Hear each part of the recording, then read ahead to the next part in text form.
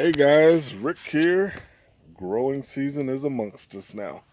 So let's do the first garden update. Well, preparation update of the year anyway. And let me show you what we got going on. But first of all, remember the strawberry planters that I built?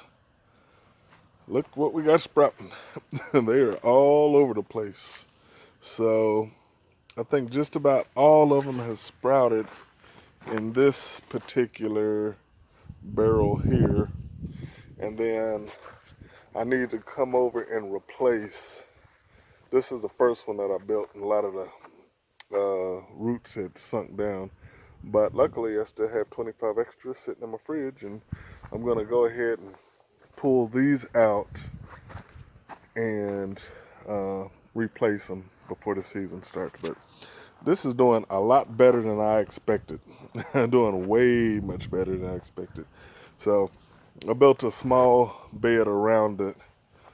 I'm not sure what I'm gonna actually plant in it, if anything, but there's cardboard at the bottom, and put a little bit of soil in it. I gotta go get some more. Done the same thing here as well. But let's start right here. This is my brassica bed, and as of yesterday, seeds are in the ground. So on the far bed, on this side, I have broccoli. In this 4-foot bed right here, there's perpetual spinach. On this side is collard greens. On this side is regular spinach. There's nothing in the middle there yet. And then on this side is mustard greens. So I put those in about 8 o'clock last night. It was too dark to do a video, but I wanted to go ahead and start this update right here. So, and as you can see, I'm actually building a hoop house this year. Now, the ideal is actually just for row covers, because brassicas actually do okay in the cold. I'm not really too much worried about putting plastic over it, but I will get some just in case we get one of those crazy Kansas 0-degree days, and that can happen probably for the next couple months still. So, but I'm gonna be doing row covers this year on my brassica bed, which is this 20-foot bed here, and we'll see how. This is more of a experiment kind of deal, because cabbage moths get so bad around here, but neem oil and BT seems to always take care of that. So my vegetables tend to work out really good. But I'm gonna do row covers this year just to kind of see what happens. But I've topped off every bed now. So I went and got some new compost. Actually, my son. All right, I recorded this video. I'm gonna tag it in right here.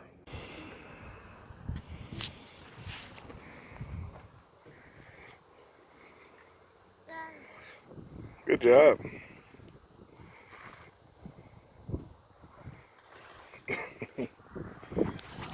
So that's my 4-year-old son doing work. Maybe I can sit back and let him do all this. All right, keep going, buddy. You're working hard? Awesome. All right, guys, Rick here. So here's the next video. That's my son. He was 4 years old. Yesterday was his birthday. He just turned 5, and he helped me out quite a bit going to get compost for this garden. So, and we have done quite a bit. So he's a little workhorse. That's Hoss right there. So every bed is topped off now. And what I am actually doing here, I took my soaker hoses out of this one, and I'm going to be building a PVC drip irrigation system. So I've seen plenty of videos on YouTube, and I think I'm going to end up doing all my beds. Some of them are still going to have soaker hoses, maybe. We'll see how this one goes, and then I will adjust accordingly. So, but my tomato bed is ready, and I'm gonna do something different this year. I'm actually gonna install another cattle panel on this side here, and I'm gonna grow pole beans on that one there. So this is my cucumber cattle trellis. I've been thinking about actually moving it over here, Dudley. Think about moving it over here in the middle and making an actual tunnel that I can walk under. But I'm not sure how this is going to work with this. Still needing access to this side of the bed. But tomatoes are going to roll just one row on the other side of the bed there. So, and then all my other beds here, everything's topped off, prepped. I have a ton of rabbit manure in all of them and still ready to go. My sage is actually starting to come on back now. And I'm not sure if my stevia is going to make it. It's not looking like it, but no big deal. I'll just go get another plant here. And this is my universal bed. I just kind of grow everything in here, except this corner now.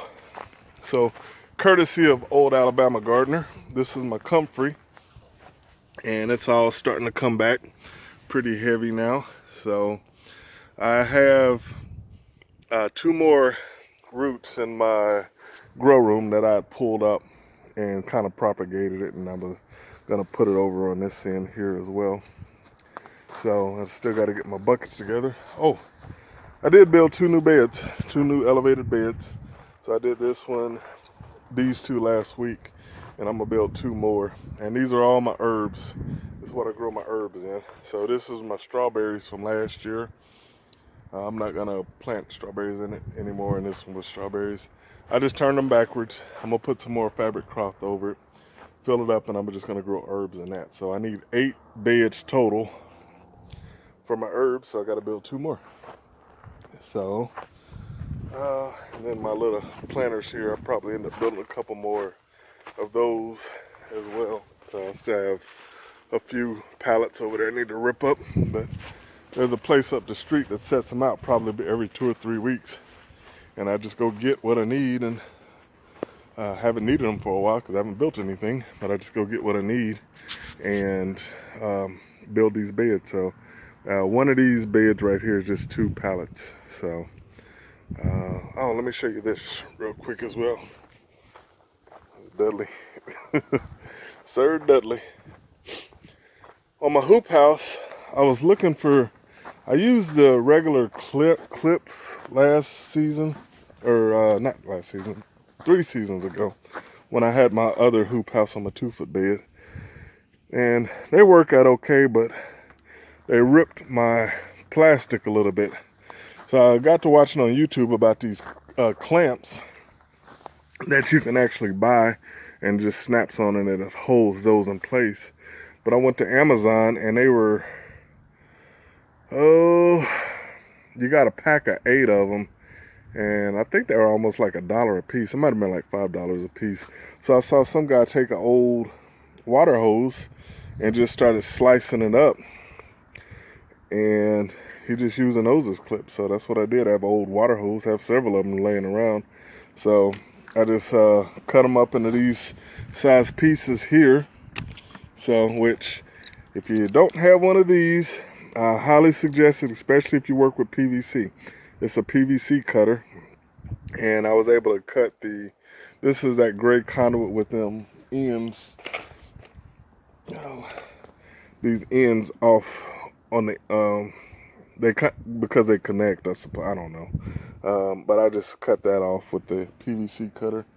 But it works great for the hoses as well, so I sliced up, I think, 54 of them, and don't need that many, but it was just so easy. And then I just, after they were cut, I had to have an X-Acto knife, and it just sliced it right down the middle with no problem. So I have all of them that I need now. I don't need to spend any money on the actual clamps there. So anyway, garden's coming together, and still have quite a bit of work to do out here as far as getting my elevated beds prepped and ready. Get out of the garden. Out, out, out.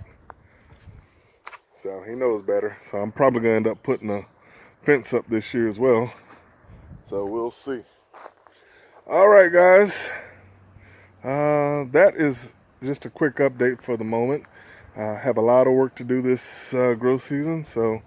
But I will be keeping you guys updated on the videos, and hopefully we'll have a really good 2017 grow season. All right, guys, we'll see you later. Bye.